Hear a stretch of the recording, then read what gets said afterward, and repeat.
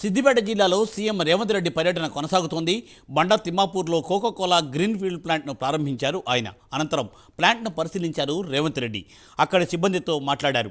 1000 కోట్ల పెట్టుబడితో Coca Cola factory ఏర్పాటు చేశారు.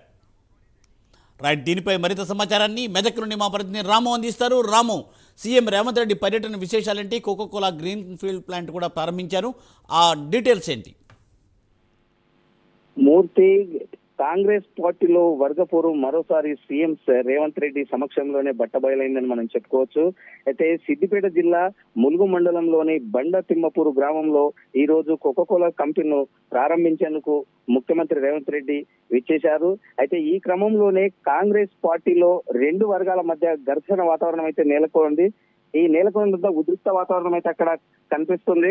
అయితే గత కొంత కాలంగా అయితే ఈ తోముకుంట నర్సారెడ్డి, బండారు శ్రీకాంత్ వర్గాల మధ్య అయితే వర్గ పోరైతే నడుస్తున్న సంగతి మనకు తెలిసిందే.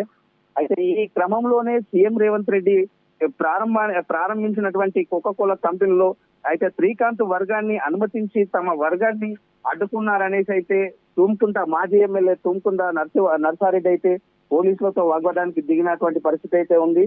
దీంతో ఒక్కసారిగా ఉద్రిక్తత వాతావరణం అయితే నెలకొన్నటువంటి పరిస్థితి. మొత్తంలో అయితే పోలీసు అధికారులు ఇరు వర్గాలను శాంతింపజేసి ఈ పరిస్థితిని అదుపులోకి తీసుకొచ్చినటువంటి పరిస్థితి నెలకొంది. Murthy, thank you Ramu, thanks for update.